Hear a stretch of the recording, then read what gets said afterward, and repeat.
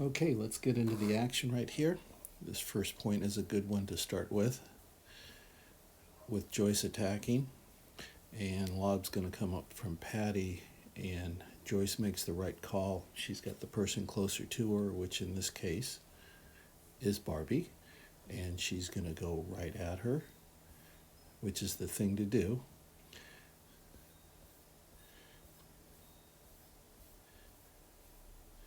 Okay, now the question is, where is she going to go with this?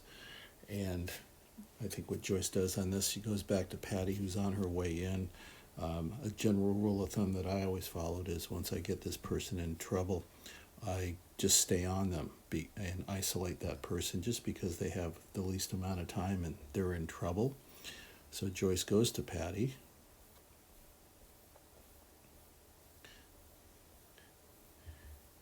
Okay, now this time, let's see where Joyce goes with this. And this time she tries to go at Barbie, but she can't get enough on it. So now the question is, where's Barbie going to go with this ball? And she's got a couple of good spots to go to. She's got an angle over there, or she can also go between them. Let's see where she goes with this, and she goes out wide.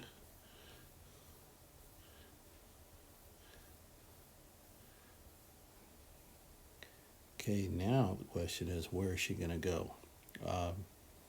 She can certainly go between them.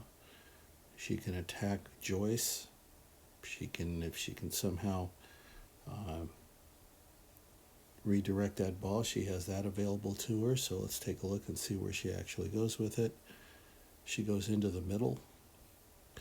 Never a bad choice to go into the middle, by the way. And now the only problem is by not getting enough on that volley, both Barbie and Patty are pretty close to the net and vulnerable to the lob. And guess what? The lob goes up, but unfortunately it's a little bit short. Now Patty's got a chance. Now the question is, where's Patty going to go with it? And so she's got a couple of good spots to go to. She chooses the one to go right back at the baseline person, which not a bad choice. It handcuffs Paula a little bit. And she gets another choice, but this time she socks it too long. So let's go ahead and move on to the next point. This is one of my favorite moves. Here's the serve coming into Paula's forehand, and she goes at the person closest to her, handcuffs Barbie, makes a mistake. Remember that play, everybody. That is a good one during the course of any match, is to go right at that net person, especially if you can get enough pace on the ball.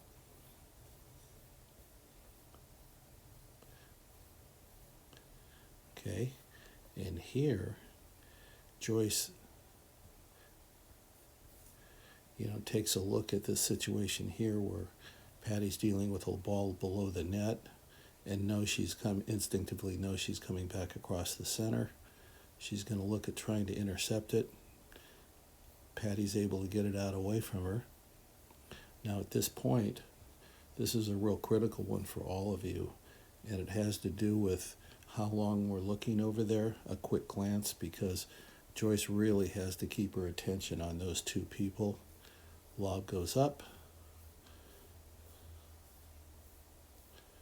and guess what? Patty chooses the right shot to go right up the center of the court. What a smart play on that. So here she is going to hit it, and you can just see, visually she's looking at this extra space in there in the middle of the court. Doesn't really have any other shot to go for. She could have gone right at Joyce, and that's a good option, but I always like the one where you go down the middle where nobody can get the racket on the ball. So let's move on forward.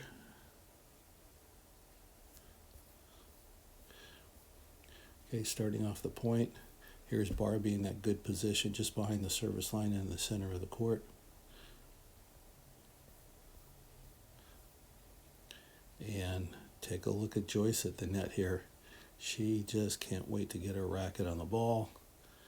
And the problem right now, or the challenge right now, is Barbie's looking back at that ball, and she's actually on her way forward. But had she had her eyes on Joyce, she would not even attempt to go forward at this point. And again, she takes a full step forward. Joyce is intercepting this ball and goes right in Barbie's direction. Barbie, good reflexes, but not quite enough time to do much with that shot. And now Joyce has a couple of shots there or there at her disposal. She chooses the wide angle. Piece of cake right there. Well done. So let's move on forward from here.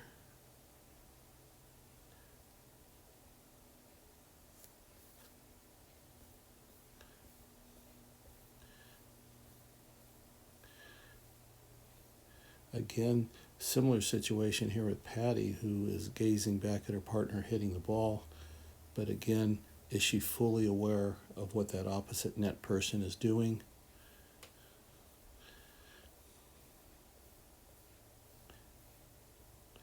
Okay, here's a situation where Paul is hitting a drive. If we look at Patty, she's just right around her service line. When you see that drive coming, she's not in bad position right now. I would prefer to be a little bit closer to the net, only because guess what? Ball comes right through the center there. There it is. It's actually on Patty's side of the court. But if you're going to get after that ball, being a little bit closer to the net just makes it a lot more successful for you. And you can just see Patty went after it, but just a little bit too far off the net to really do much with that shot.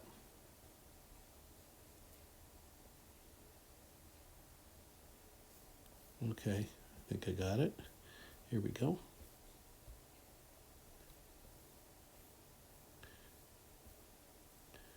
Okay, and here we have Joyce, again looking at intercepting.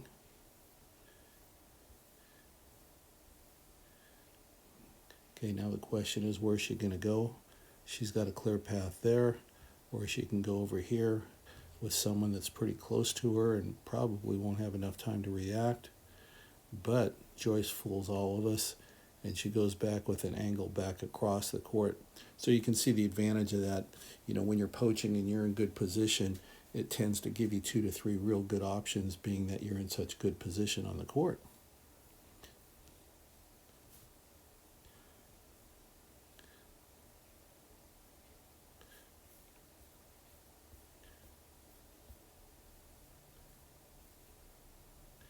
So, son of a gun, here we go again. We have someone looking back at their partner, and I'll tell you, anytime you have anybody like Joyce who loves to intercept, please don't lose track of that person, because here it comes. And guess where Joyce is going? Right down at Patty. Slam dunk. There you go.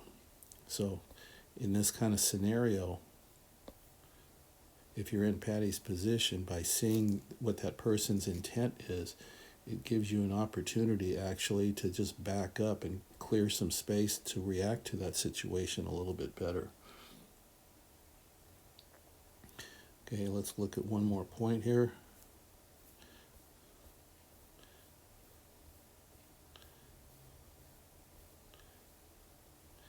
Okay, from Paula's perspective, okay, here she is on the court.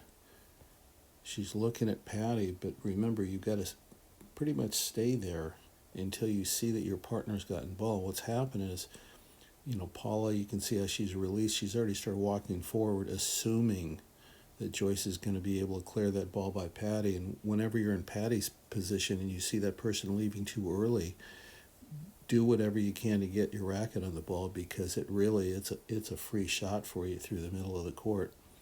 In this case, Joyce is able to direct it back cross court. Okay, and Barbie comes in, and so now what Patty's looking at, she's looking at Joyce reaching down. So when you're in that position, move up aggressively. Your opponent is only going to be able to pop the ball up. Look how low she's playing that ball from. In fact, after hitting that ball, I think Barbie realizes she can also be in a position to move up, being that the ball's down below the net on the other side. So the ball pops up through the center. Here it is right here. But then again, If you look at Patty, she's on the service line. She's really not in the best position to deal with that shot and to do much with it. She's just a little bit too far off the net. And you can see, even though Paula's dealing with a low ball, she's got plenty of time to react to that.